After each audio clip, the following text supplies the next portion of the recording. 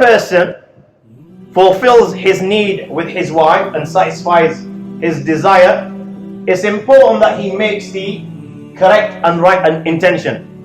But anything that is mubah in Islam, if somebody makes a good intention, he will be actually rewarded for the thing that he's done. For example, playing football. I don't think there's a single guy here that does not play football. Now, playing football is permissible. But if somebody makes a good intention whilst playing football, he'll actually be rewarded.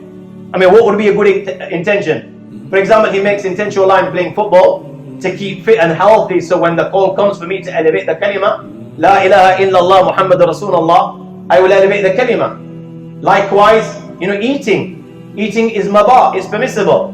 But if you make good intention whilst you're eating, you'll actually be rewarded for every morsel that you put inside your mouth. I mean, a good intention would be, for example, you're eating and you make this intention, Allah, in fulfilling the right of my body. Because by eating you'll survive.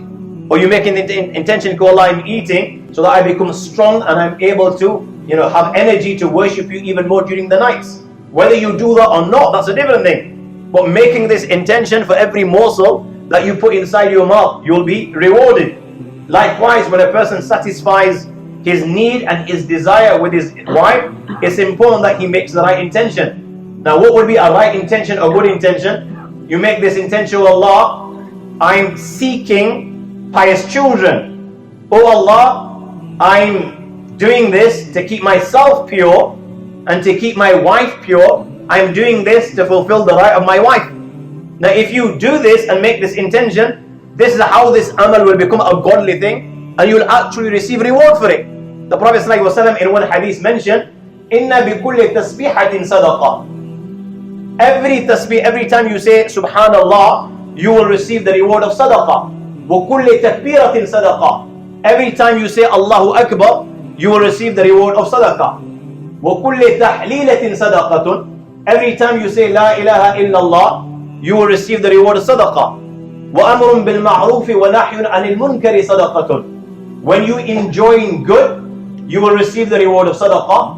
And when you forbid evil, you will also receive the reward of sadaqah. And then the Prophet ﷺ mentioned, وَفِي بُضْءِ أَحَدِكُمْ صَدَقَةٌ. That when one of you comes to his wife and satisfies his own need and his desire, he will receive the reward of sadaqah.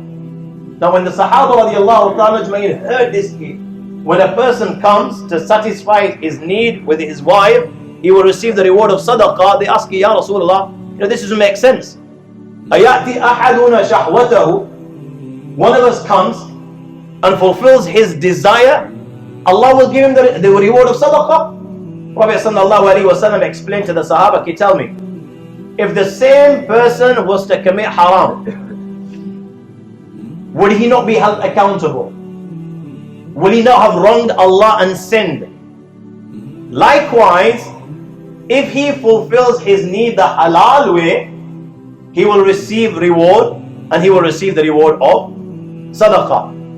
Balki in Islam, before you even begin and engage with your wife, we've been told to keep a ta'alluq with Allah.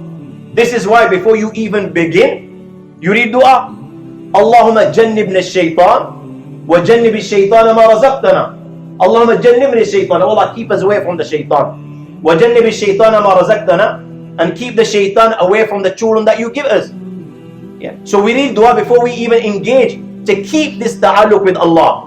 But once you've already engaged with your wife and you ejaculate, even in that state, we've been taught as Muslims to read a dua in our hearts and minds. Not allowed. In our hearts and minds.